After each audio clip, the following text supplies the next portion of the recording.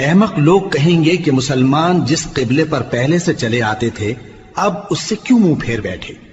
تم کہہ دو کہ مشرق اور مغرب سب اللہ ہی کا ہے، وہ جس کو چاہتا ہے سیدھے رستے پر چلاتا ہے، اور اسی طرح ہم نے تم کو امت معتدل بنایا ہے تاکہ تم لوگوں پر گواہ بنو اور پیغمبر آخر الزمان صلی اللہ علیہ وآلہ وسلم تم پر گواہ بنے۔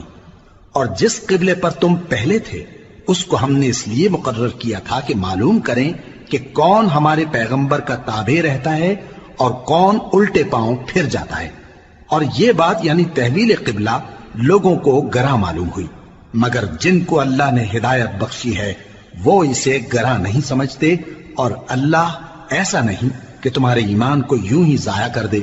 اللہ تو لوگوں پر بڑا مہربان ہے، صاحب رحمت ہے۔ اے پیغمبر صلی اللہ علیہ وآلہ وسلم، ہم تمہارا آسمان کی طرف منہ اٹھانا دیکھ رہے ہیں، سو ہم تم کو اسی قبلے کی طرف جس کو تم پسند کرتے ہو منہ کرنے کا حکم دیں گے۔ تو اپنا منہ مسجد حرام یعنی خانہ کعبہ کی طرف پھیر لو، اور تم لوگ جہاں ہوا کرو نماز پڑھنے کے وقت اسی مسجد کی طرف منہ کر لیا کرو۔ اور جن لوگوں کو کتاب دی گئی ہے وہ خوب جانتے ہیں کہ یہ نیا قبلہ ان کے پروردگار کی طرف سے حق ہے، اور جو کام یہ لوگ کرتے ہیں اللہ ان سے بے خبر نہیں۔ اور اگر تم ان اہل کتاب کے پاس تمام نشانیاں بھی لے کر آؤ تو بھی یہ تمہارے قبلے کی پیروی نہ کریں، اور تم بھی ان کے قبلے کی پیروی کرنے والے نہیں ہو، اور ان میں سے بھی بعض کے قبلے کے پیرو نہیں۔ اور اگر تم باوجود اس کے کہ تمہارے پاس علم یعنی اللہ کا حکم آ چکا ہے ان کی خواہشوں کے پیچھے چلو گے تو ظالموں میں ہو جاؤ گے۔ جن لوگوں کو ہم نے کتاب دی ہے وہ ان پیغمبر آخر الزمان صلی اللہ علیہ وآلہ وسلم کو اس طرح پہچانتے ہیں جس طرح اپنے بیٹوں کو پہچانا کرتے ہیں، مگر ایک فریق ان میں سے سچی بات کو جان بوجھ کر چھپا رہا ہے۔ اے پیغمبر صلی اللہ علیہ وآلہ وسلم، یہ نیا قبلہ تمہارے پروردگار کی طرف سے حق ہے، تو تم ہرگز شک کرنے والوں میں نہ ہونا، اور ہر ایک شخص کے لیے ایک سمت مقرر ہے جدھر وہ عبادت کے وقت منہ کیا کرتا ہے، تو تم نیکیوں میں سبقت حاصل کرو۔ تم جہاں ہوگے اللہ تم سب کو جمع کرے گا، بے شک اللہ ہر چیز پر قادر ہے۔ اور تم جہاں سے نکلو نماز میں اپنا منہ مسجد حرام کی طرف کر لیا کرو، بے شبہ یہ تمہارے پروردگار کی طرف سے حق ہے، اور تم لوگ جو کچھ کرتے ہو اللہ اس سے بے خبر نہیں۔ اور تم جہاں سے نکلو مسجد حرام کی طرف منہ کر کے نماز پڑھا کرو، اور مسلمانوں تم جہاں ہوا کرو اسی مسجد کی طرف رخ کیا کرو۔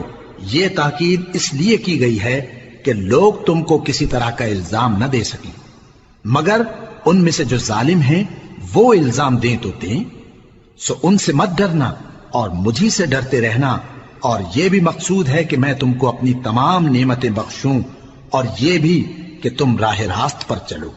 جس طرح من جملہ اور نعمتوں کے ہم نے تمہیں میں سے ایک رسول بھیجے ہیں جو تم کو ہماری آیتیں پڑھ پڑھ کر سناتے اور تمہیں پاک بناتے، اور کتاب یعنی قرآن اور دانائی سکھاتے ہیں، اور ایسی باتیں بتاتے ہیں جو تم پہلے نہیں جانتے تھے، سو تم مجھے یاد کیا کرو، میں تمہیں یاد کیا کروں گا، اور میرا احسان مانتے رہنا اور میری ناشکری نہ کرنا۔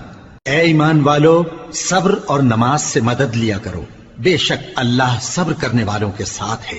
اور جو لوگ اللہ کی راہ میں مارے جائیں ان کی نسبت یہ نہ کہنا کہ وہ مرے ہوئے ہیں، وہ مردہ نہیں بلکہ زندہ ہیں، لیکن تم کو شعور نہیں۔ اور ہم کسی قدر خوف اور بھوک اور مال اور جانوں اور میووں کے نقصان سے تمہاری آزمائش کریں گے، اور صبر کرنے والوں کو بشارت سنا دو کہ ان لوگوں پر جب کوئی مصیبت واقع ہوتی ہے تو کہتے ہیں کہ ہم اللہ ہی کا مال ہیں اور اسی کی طرف لوٹ کر جانے والے ہیں۔ یہی لوگ ہیں جن پر ان کے پروردگار کی عنایتیں ہیں اور خصوصی رحمت بھی ہے، اور یہی سیدھے رستے پر ہیں۔ بے شک کوہ صفا اور مروہ اللہ کی نشانیوں میں سے ہیں، تو جو شخص خانہ کعبہ کا حج یا عمرہ کرے اس پر کچھ گناہ نہیں کہ دونوں کے درمیان چکر لگائے، بلکہ یہ ایک نیک کام ہے، اور جو کوئی نیک کام کرے تو اللہ قدردان ہے، دانا ہے۔ جو لوگ ہمارے حکموں اور ہدایتوں کو جو ہم نے نازل کی ہیں کسی غرض فاسد سے چھپاتے ہیں، باوجود کہ ہم نے ان کو لوگوں کے سمجھانے کے لیے اپنی کتاب میں کھول کھول کر بیان کر دیا ہے۔ ایسوں پر اللہ اور تمام لعنت کرنے والے لعنت کرتے ہیں۔ ہاں، جو توبہ کرتے ہیں اور اپنی حالت درست کر لیتے ہیں اور احکام الہی کو صاف صاف بیان کر دیتے ہیں تو میں ان کے قصور معاف کر دیتا ہوں، اور میں بڑا معاف کرنے والا، بڑا مہربان ہوں۔ جو لوگ کافر ہوئے اور کافر ہی مرے، ایسوں پر اللہ کی اور فرشتوں کی اور انسانوں کی سب کی لعنت، وہ ہمیشہ اسی لعنت میں گرفتار رہیں گے۔ ان سے نہ تو عذاب ہلکا ہی کیا جائے گا اور نہ انہیں کچھ مہلت ملے گی۔ اور لوگوں، تمہارا معبود ایک ہی معبود ہے، اس بڑے مہربان اور رحم والے کے سوا کوئی عبادت کے لائق نہیں۔ بے شک آسمانوں اور زمین کے پیدا کرنے میں اور رات اور دن کے ایک دوسرے کے پیچھے آنے جانے میں اور کشتیوں اور جہازوں میں جو سمندر میں لوگوں کے فائدے کے لیے رواں ہیں، اور میں جس کو اللہ آسمان سے برساتا اور اس سے زمین کو اس کے مردہ ہو جانے کے بعد زندہ یعنی خشک ہو جانے کے بعد سرسبز کر دیتا ہے، اور زمین پر ہر قسم کے جانور پھیلانے میں اور ہواؤں کے چلانے میں اور بادلوں میں جو آسمان اور زمین کے درمیان گھرے رہتے ہیں، عقل مندوں کے لیے اللہ کی قدرت کی نشانیاں ہیں۔ اور بعض لوگ ایسے ہیں جو غیر اللہ کو اللہ کا شریک بناتے اور ان سے اللہ کی سی محبت کرتے ہیں، لیکن جو ایمان والے ہیں وہ تو اللہ ہی کے سب سے زیادہ دوست دار ہیں۔ اور اے کاش ظالم لوگ جو بات عذاب کے وقت دیکھیں گے اب دیکھ لیتے کہ سب طرح کی طاقت اللہ ہی کو ہے، اور یہ کہ اللہ سخت عذاب کرنے والا ہے۔ اس دن کفر کے پیشوا اپنے پیروں سے بیزاری ظاہر کریں گے اور دونوں عذاب الہی دیکھ لیں گے اور ان کے آپس کے تعلقات منقطع ہو جائیں گے۔ یہ حال دیکھ کر پیروی کرنے والے حسرت سے کہیں گے کہ اے کاش ہمیں پھر دنیا میں جانا نصیب ہو، تاکہ جس طرح یہ ہم سے بیزار ہو رہے ہیں اسی طرح ہم بھی ان سے بیزار ہوں۔ اس طرح اللہ ان کے اعمال حسرت بنا کر دکھائے گا اور وہ دوزخ سے نکل نہیں سکیں گے۔ لوگوں، جو چیزیں زمین میں حلال طیب ہیں وہ کھاؤ، اور شیطان کے قدموں پر نہ چلو، وہ تمہارا کھلا دشمن ہے۔ وہ تو تم کو برائی اور بے حیائی ہی کے کام کرنے کو کہتا ہے، اور یہ بھی کہ اللہ کی نسبت ایسی باتیں کہو جن کا تمہیں کچھ بھی علم نہیں۔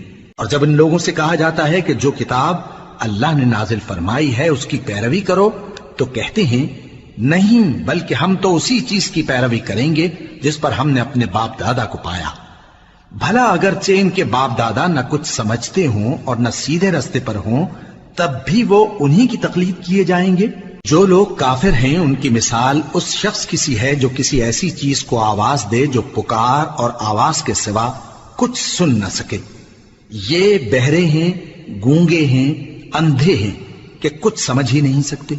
اے اہل ایمان، جو پاکیزہ چیزیں ہم نے تم کو عطا فرمائی ہیں ان کو کھاؤ، اور اگر اللہ ہی کے بندے ہو تو اس کی نعمتوں کا شکر بھی ادا کرو۔ اس نے تو تم پر بس مرا ہوا جانور اور لہو اور سور کا گوشت اور جس چیز پر اللہ کے سوا کسی اور کا نام پکارا جائے حرام کر دیا ہے۔ ہاں، جو مجبور ہو جائے بشرطے کہ اللہ کی نافرمانی نہ کرے اور حد ضرورت سے باہر نہ نکل جائے، اس پر کچھ گناہ نہیں۔ بے شک اللہ بخشنے والا ہے، رحم کرنے والا ہے۔ جو لوگ اللہ کی کتاب سے ان آیتوں اور ہدایتوں کو جو اس نے نازل فرمائی ہیں چھپاتے اور ان کے بدلے تھوڑی سی قیمت یعنی دنیاوی منفعت حاصل کرتے ہیں، وہ اپنے پیٹوں میں محض آگ بھرتے ہیں۔ ایسے لوگوں سے اللہ قیامت کے دن نہ کلام کرے گا اور نہ ان کو گناہوں سے پاک کرے گا، اور ان کے لیے دکھ دینے والا عذاب ہے۔ یہ وہ لوگ ہیں جنہوں نے ہدایت چھوڑ کر گمراہی اور بخشش چھوڑ کر عذاب خرید لیا۔ یہ آتش جہنم کی کیسی برداشت کرنے والے ہیں۔ یہ اس لیے کہ اللہ نے کتاب سچائی کے ساتھ نازل فرمائی، اور جن لوگوں نے اس کتاب میں اختلاف کیا وہ ضد میں آ کر نیکی سے دور ہو گئے ہیں۔ نیکی یہی نہیں کہ تم مشرق و مغرب کو قبلہ سمجھ کر ان کی طرف منہ کر لو، بلکہ نیکی یہ ہے کہ لوگ اللہ پر اور روز آخر پر اور فرشتوں پر اور اللہ کی کتاب پر اور پیغمبروں پر ایمان لائیں، اور مال باوجود عزیز رکھنے کے رشتہ داروں اور یتیموں اور محتاجوں اور مسافروں اور مانگنے والوں کو دیں، اور گردنوں کے چھڑانے میں خرچ کریں، اور نماز پڑھیں اور زکات دیں، اور جب عہد کر لیں تو اس کو پورا کریں، اور سختی اور تکلیف میں اور جنگ کے وقت ثابت قدم رہیں۔ یہی لوگ ہیں جو ایمان میں سچے ہیں، اور یہی ہیں جو اللہ سے ڈرنے والے ہیں۔ مومنوں، تم کو مقتولوں کے بارے میں قصاص یعنی خون کے بدلے خون کا حکم دیا جاتا ہے، اس طرح پر کہ آزاد کے بدلے آزاد مارا جائے، اور غلام کے بدلے غلام، اور عورت کے بدلے عورت۔ اور اگر قاتل کو اس کے مقتول بھائی کے قصاص میں سے کچھ معاف کر دیا جائے تو وارث مقتول کو پسندیدہ طریق سے قرارداد کی پیروی یعنی مطالبہ خون بہا کرنا اور قاتل کو خوشخوئی کے ساتھ ادا کرنا چاہیے۔ یہ تمہارے پروردگار کی طرف سے تمہارے لیے آسانی اور مہربانی ہے۔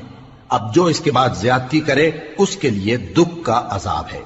اور اے اہل عقل، حکم قصاص میں تمہاری زندگانی ہے کہ تم قتل و خونریزی سے بچو۔ تم پر فرض کیا جاتا ہے کہ جب تم میں سے کسی کو موت کا وقت آ جائے تو اگر وہ کچھ مال چھوڑ جانے والا ہو تو ماں باپ اور رشتہ داروں کے لیے دستور کے مطابق وصیت کر جائے۔ اللہ سے ڈرنے والوں پر یہ ایک حق ہے۔ پھر جو شخص وصیت کو سننے کے بعد اس کو بدل ڈالے تو اس کے بدلنے کا گناہ انہی لوگوں پر ہے جو اس کو بدلیں، اور بے شک اللہ سنتا جانتا ہے۔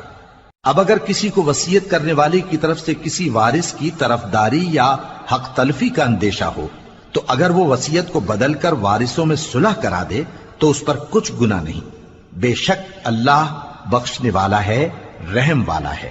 مومنوں، تم پر روزے فرض کیے گئے ہیں جس طرح تم سے پہلے لوگوں پر فرض کیے گئے تھے تاکہ تم پرہیزگار بنو۔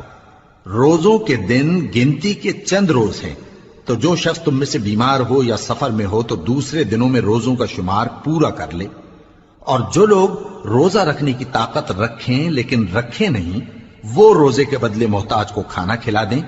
اور جو کوئی اپنی مرضی سے زیادہ نیکی کرے تو اس کے حق میں زیادہ اچھا ہے، اور اگر سمجھو تو روزہ رکھنا ہی تمہارے حق میں بہتر ہے۔ روزوں کا مہینہ رمضان کا مہینہ ہے جس میں قرآن اول نازل ہوا، جو لوگوں کا رہنما ہے اور جس میں ہدایت کی کھلی نشانیاں ہیں، اور جو حق و باطل کو الگ الگ کرنے والا ہے۔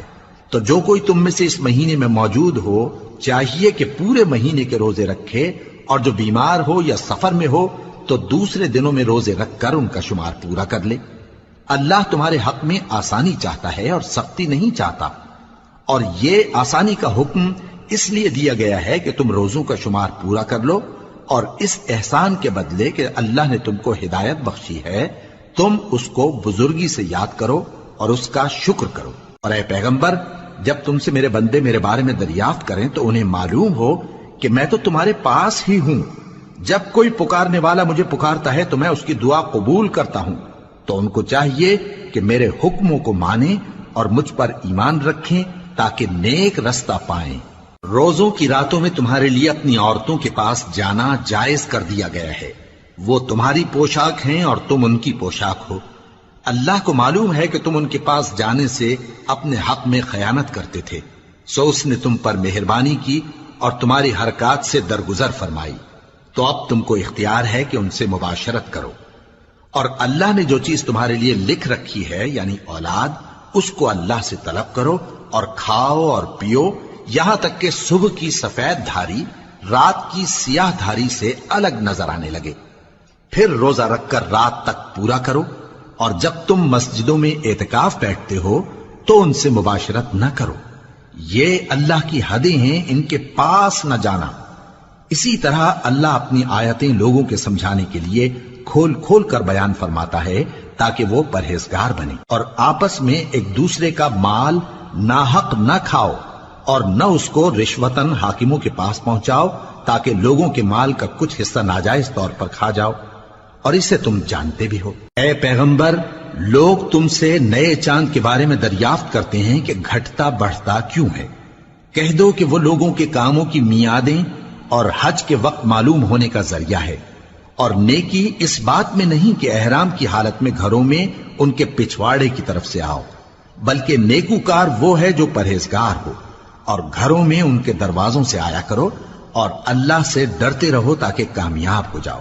اور جو لوگ تم سے لڑتے ہیں تم بھی اللہ کی راہ میں ان سے لڑو، مگر زیادتی نہ کرنا، کہ اللہ زیادتی کرنے والوں کو دوست نہیں رکھتا، اور ان کو جہاں پاؤ قتل کر دو، اور جہاں سے انہوں نے تم کو نکالا ہے یعنی مکے سے، وہاں سے تم بھی ان کو نکال دو۔ اور دین سے گمراہ کرنے کا فساد قتل و خونریزی سے کہیں بڑھ کر ہے، اور جب تک وہ تم سے مسجد حرام یعنی خانہ کعبہ کے پاس نہ لڑیں تم بھی وہاں ان سے نہ لڑنا۔ ہاں اگر وہ تم سے لڑیں تو تم ان کو قتل کر ڈالو، کافروں کی یہی سزا ہے۔ پھر اگر وہ باز آ جائیں تو اللہ بخشنے والا ہے، رحم کرنے والا ہے۔ اور ان سے اس وقت تک لڑتے رہنا کہ فساد نابود ہو جائے اور ملک میں اللہ ہی کا دین غالب ہو جائے۔ پھر اگر وہ فساد سے باز آ جائیں تو ظالموں کے سوا کسی پر زیادتی نہیں کرنی چاہیے۔ ادب کا مہینہ ادب کے مہینے کے مقابل ہے، اور ادب کی چیزیں ایک دوسرے کا بدلہ ہیں۔ پس اگر کوئی تم پر زیادتی کرے تو جیسی زیادتی وہ تم پر کرے ویسی ہی تم اس پر کرو، اور اللہ سے ڈرتے رہو اور جان رکھو کہ اللہ ڈرنے والوں کے ساتھ ہے۔ اور اللہ کی راہ میں مال خرچ کرو اور اپنے آپ کو ہلاکت میں نہ ڈالو، اور نیکی کرو، بے شک اللہ نیکی کرنے والوں کو دوست رکھتا ہے۔ اور اللہ کی خوشنودی کے لیے حج اور عمرے کو پورا کرو، اور اگر راستے میں روک لیے جاؤ تو جیسی قربانی میسر ہو کر دو، اور جب تک قربانی اپنے مقام پر نہ پہنچ جائے سر نہ منڈاؤ۔ اور اگر کوئی تم میں بیمار ہو یا اس کے سر میں کسی طرح کی تکلیف ہو تو اگر وہ سر منڈا لے تو اس کے بدلے روزے رکھے یا صدقہ دے یا قربانی کرے۔ پھر جب تکلیف دور ہو کر تم مطمئن ہو جاؤ تو جو تم میں حج کے وقت تک عمرے سے فائدہ اٹھانا چاہے وہ جیسی قربانی میسر ہو کرے، اور جس کو قربانی نہ ملے وہ 3 روزے ایام حج میں رکھے اور 7 جب واپس ہو، یہ پورے 10 ہوئے۔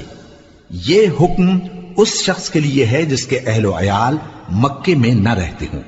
اور اللہ سے ڈرتے رہو اور جان رکھو کہ اللہ سخت عذاب دینے والا ہے۔ حج کے مہینے معین ہیں جو معلوم ہیں، تو جو شخص ان مہینوں میں حج کی نیت کر لے تو حج کے دنوں میں نہ عورتوں سے اختلاط کرے، نہ کوئی برا کام کرے اور نہ کسی سے جھگڑے۔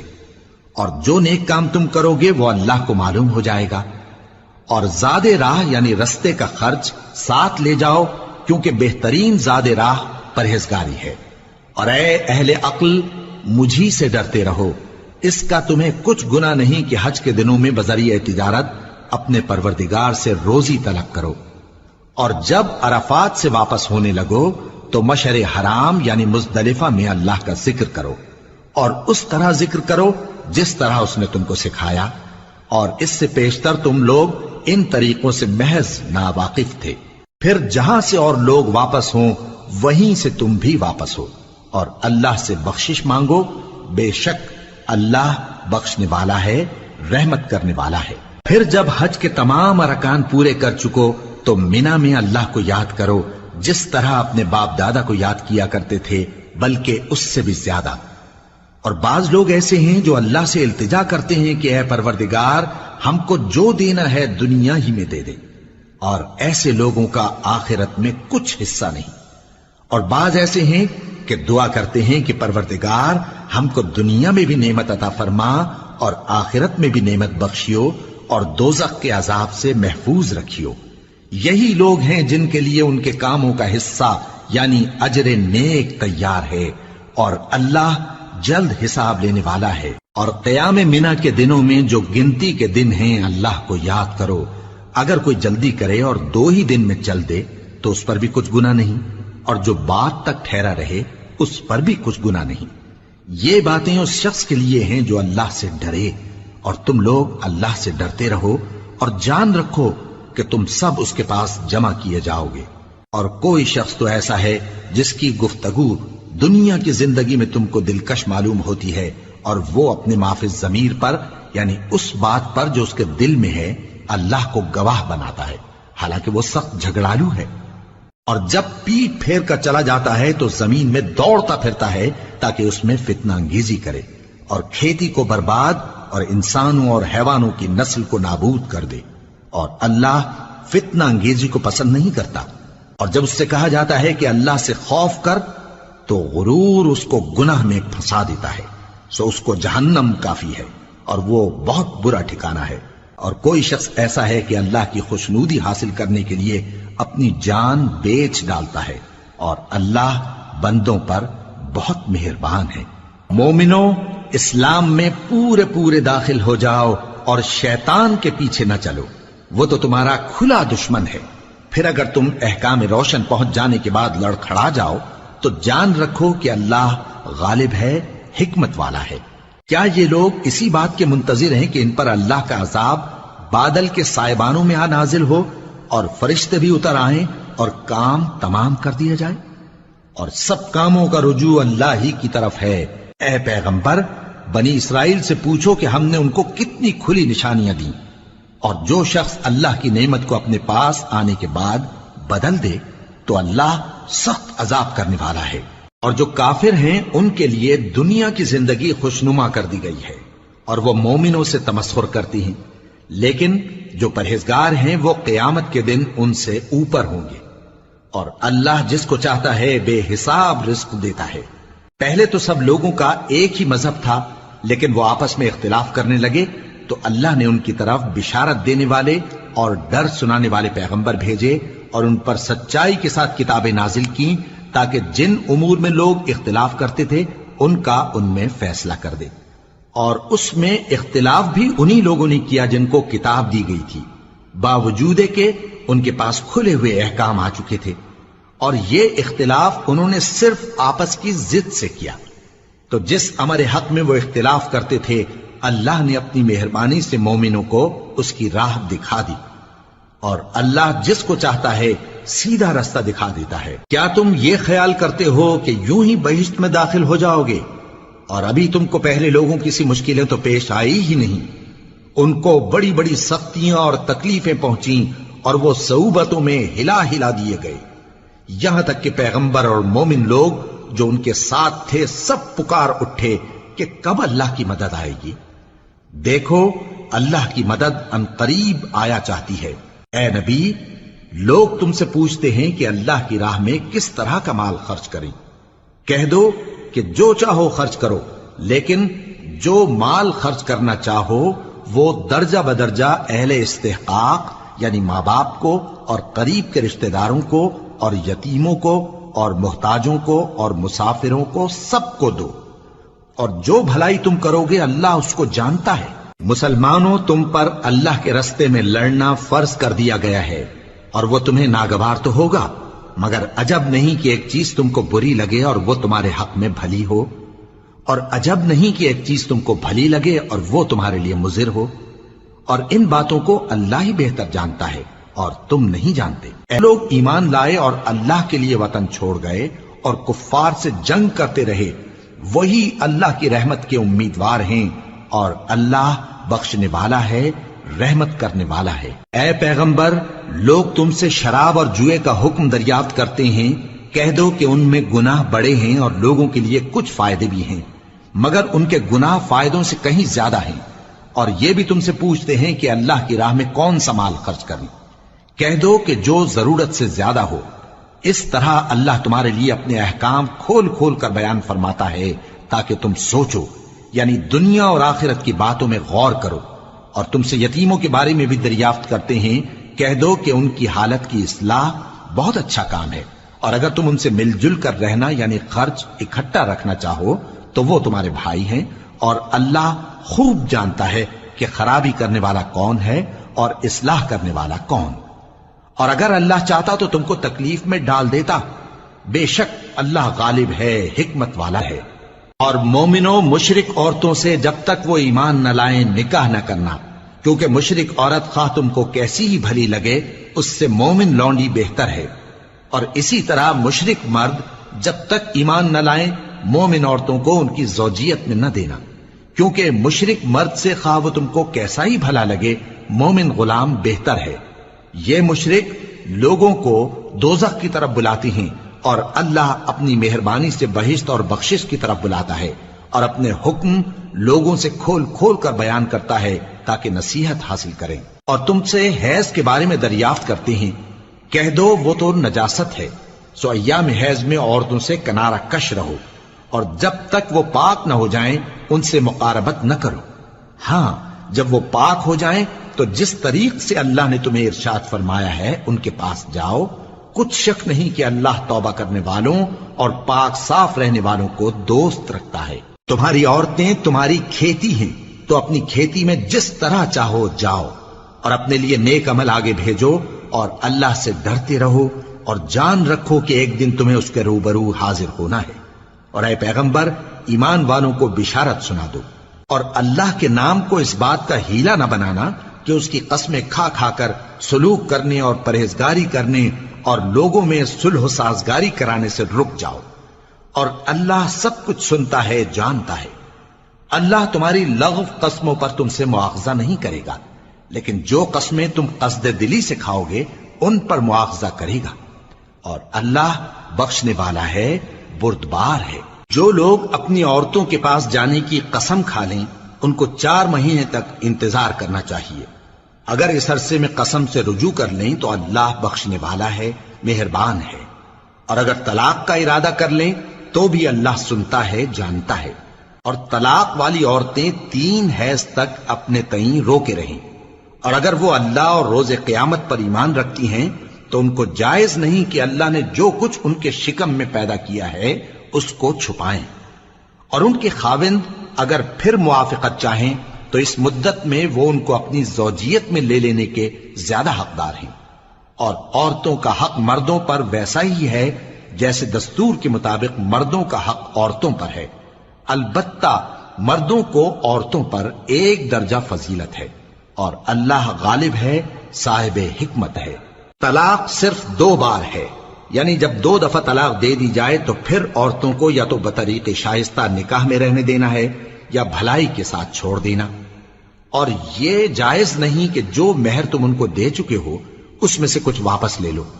ہاں، اگر زن و شوہر کو خوف ہو کہ وہ اللہ کی حدوں کو قائم نہیں رکھ سکیں گے تو اگر عورت خاوند کے ہاتھ سے رہائی پانے کے بدلے میں کچھ دے ڈالے تو دونوں پر کچھ گناہ نہیں۔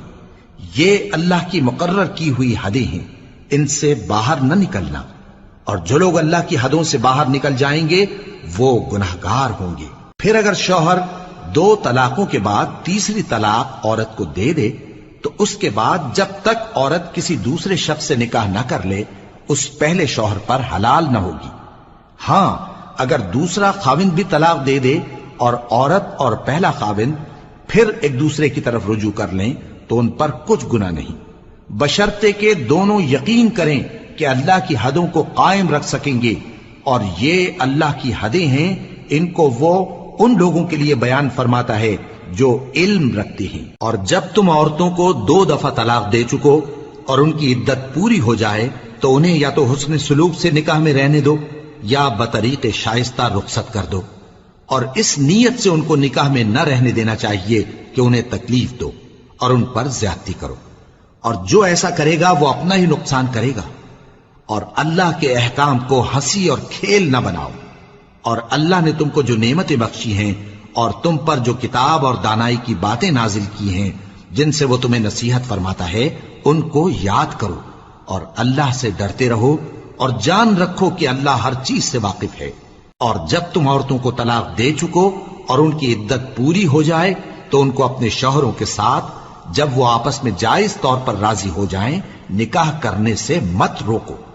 اس حکم سے اس شخص کو نصیحت کی جاتی ہے جو تم میں اللہ اور روز آخر پر یقین رکھتا ہے، یہ تمہارے لیے نہایت خوب اور بہت پاکیزگی کی بات ہے، اور اللہ جانتا ہے اور تم نہیں جانتے۔ اور مائیں اپنے بچوں کو پورے 2 سال دودھ پلائیں، یہ حکم اس شخص کے لیے ہے جو پوری مدت تک دودھ پلوانا چاہے، اور دودھ پلانے والی ماؤں کا کھانا اور کپڑا دستور کے مطابق باپ کے ذمے ہوگا۔ کسی شخص کو اس کی طاقت سے زیادہ تکلیف نہیں دی جاتی، تو یاد رکھو کہ نہ تو ماں کو اس کے بچے کے سبب نقصان پہنچایا جائے اور نہ باپ کو اس کی اولاد کی وجہ سے نقصان پہنچایا جائے، اور اسی طرح نان و نفقہ بچے کے وارث کے ذمے ہے۔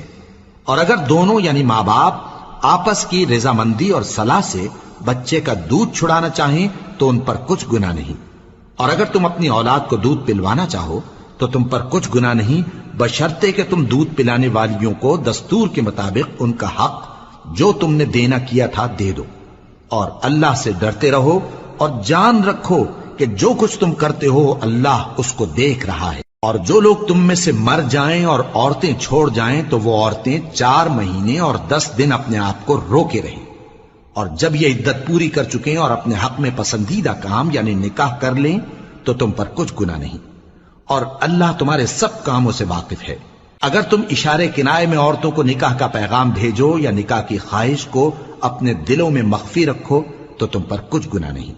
اللہ کو معلوم ہے کہ تم ان سے نکاح کا ذکر کرو گے، مگر ایام عدت میں اس کے سوا کے دستور کے مطابق کوئی بات کہہ دو، پوشیدہ طور پر ان سے قول و قرار نہ کرنا، اور جب تک عدت پوری نہ ہو لے نکاح کا پختہ ارادہ نہ کرنا، اور جان رکھو کہ جو کچھ تمہارے دلوں میں ہے اللہ کو سب معلوم ہے، تو اس سے ڈرتے رہو اور جان رکھو کہ اللہ بخشنے والا ہے، حلم والا ہے۔ اور اگر تم عورتوں کو ان کے پاس جانے یا ان کا مہر مقرر کرنے سے پہلے طلاق دے دو تو تم پر کچھ گناہ نہیں، ہاں ان کو دستور کے مطابق کچھ خرچ ضرور دو، یعنی مقدور والا اپنے مقدور کے مطابق دے اور تنگ دست اپنی حیثیت کے مطابق۔ نیک لوگوں پر یہ ایک طرح کا حق ہے۔ اور اگر تم عورتوں کو ان کے پاس جانے سے پہلے طلاق دے دو لیکن مہر مقرر کر چکے ہو تو آدھا مہر دینا ہوگا۔ ہاں اگر عورتیں مہر بخش دیں یا مرد جن کے ہاتھ میں عقد نکاح ہے اپنا حق چھوڑ دیں اور پورا مہر دے دیں تو ان کو اختیار ہے۔ اور اگر تم مرد لوگ ہی اپنا حق چھوڑ دو تو یہ پرہیزگاری کی بات ہے، اور آپس میں بھلائی کرنے کو فراموش نہ کرنا۔ کچھ شک نہیں کہ اللہ تمہارے سب کاموں کو دیکھ رہا ہے۔ مسلمانوں، سب نمازیں خصوصاً بیچ کی نماز یعنی نماز عصر پورے اہتمام کے ساتھ ادا کرتے رہو اور اللہ کے آگے ادب سے کھڑے رہا کرو۔ پھر اگر تم خوف کی حالت میں ہو تو پیادے یا سوار جس حال میں ہو نماز پڑھ لو۔ پھر جب امن و اطمینان ہو جائے تو جس طریق سے اللہ نے تم کو سکھایا ہے جو تم پہلے نہیں جانتے تھے اللہ کو یاد کرو۔ اور جو لوگ تم میں سے مر جائیں اور عورتیں چھوڑ جائیں وہ اپنی عورتوں کے حق میں وصیت کر جائیں کہ ان کو 1 سال تک خرچ دیا جائے اور گھر سے نہ نکالی جائیں۔ ہاں اگر وہ خود گھر سے چلی جائیں اور اپنے حق میں پسندیدہ کام یعنی نکاح کر لیں تو تم پر کچھ گناہ نہیں، اور اللہ زبردست ہے، حکمت والا ہے۔ اور مطلقہ عورتوں کو بھی دستور کے مطابق نان و نفقہ دینا چاہیے، پرہیزگاروں پر یہ بھی حق ہے۔ اسی طرح اللہ اپنے احکام تمہارے لیے بیان فرماتا ہے تاکہ تم سمجھو۔ بھلا تم نے ان لوگوں کو نہیں دیکھا جو شمار میں ہزاروں ہی تھے اور موت کے ڈر سے اپنے گھروں سے نکل بھاگے تھے؟ تو اللہ نے ان کو حکم دیا کہ مر جاؤ، پھر ان کو زندہ بھی کر دیا۔ کچھ شک نہیں کہ اللہ لوگوں پر مہربانی رکھتا ہے، لیکن اکثر لوگ شکر نہیں کرتے۔ اور مسلمانوں، اللہ کی راہ میں جہاد کرو اور جان رکھو کہ اللہ سب کچھ سنتا ہے، سب کچھ جانتا ہے۔ کون ہے کہ اللہ کو قرض حسنہ دے کہ وہ اس کے بدلے اس کو کئی گنا زیادہ دے گا؟ اور اللہ ہی روزی کو تنگ کرتا اور وہی اسے کشادہ کرتا ہے، اور تم اسی کی طرف لوٹ کر جاؤ گے۔ بھلا تم نے بنی اسرائیل کی ایک جماعت کو نہیں دیکھا جس نے موسیٰ کے بعد اپنے پیغمبر سے کہا کہ آپ ہمارے لیے ایک بادشاہ مقرر کر دیں تاکہ ہم اللہ کی راہ میں جہاد کریں؟ پیغمبر نے کہا کہ اگر تم کو جہاد کا حکم دیا جائے تو ایسا تو نہیں کہ لڑنے سے پہلو تہی کرو۔ وہ کہنے لگے کہ ہم اللہ کی راہ میں کیوں نہ لڑیں گے جبکہ ہم وطن سے خارج اور بال بچوں سے جدا کر دیے گئے۔ پھر جب ان کو جہاد کا حکم دیا گیا تو چند اشخاص کے سوا سب پھر گئے، اور اللہ ظالموں سے خوب واقف ہے۔ اور پیغمبر نے ان سے یہ بھی کہا کہ اللہ نے تم پر طالوت کو بادشاہ مقرر فرمایا ہے۔ وہ بولے کہ اسے ہم پر بادشاہی کا حق کیوں کر ہو سکتا ہے؟ اس سے بڑھ کر بادشاہی کے مستحق تو ہم ہیں، اور اس کے پاس تو بہت سی دولت بھی نہیں۔ پیغمبر نے کہا کہ اللہ نے اس کو تم پر فضیلت دی ہے اور بادشاہی کے لیے منتخب فرمایا ہے۔ اس نے اسے علم بھی بہت سا بخشا ہے اور تن و توش بھی بڑا عطا کیا ہے، اور اللہ کو اختیار ہے جسے چاہے بادشاہی بخشے، وہ بڑا کشائش والا ہے، دانا ہے۔ اور پیغمبر نے ان سے کہا کہ ان کی یعنی طالوت کی بادشاہی کی نشانی یہ ہے کہ تمہارے پاس وہ صندوق آئے گا جس کو فرشتے اٹھائے ہوئے ہوں گے، اس میں تمہارے پروردگار کی طرف سے تسلی بخشنے والی چیز ہوگی اور کچھ اور چیزیں بھی ہوں گی جو موسیٰ اور ہارون چھوڑ گئے تھے۔ اگر تم ایمان رکھتے ہو تو یہ تمہارے لیے ایک بڑی نشانی ہے۔ غرض جب طالوت فوجیں لے کر روانہ ہوا تو اس نے ان سے کہا کہ اللہ ایک نہر سے تمہاری آزمائش کرنے والا ہے، جو شخص اس میں سے پانی پی لے گا اس کی نسبت تصور کیا جائے گا کہ وہ میرا نہیں، اور جو نہ پیے گا وہ سمجھا جائے گا کہ میرا ہے۔ ہاں اگر کوئی ہاتھ سے چلو بھر پانی لے لے تو خیر۔ جب وہ لوگ نہر پر پہنچے تو چند آدمیوں کے سوا سب نے پانی پی لیا۔ پھر جب طالوت اور مومن لوگ جو اس کے ساتھ تھے نہر کے پار ہو گئے تو کہنے لگے کہ آج ہم میں جالوت اور اس کے لشکر سے مقابلہ کرنے کی طاقت نہیں۔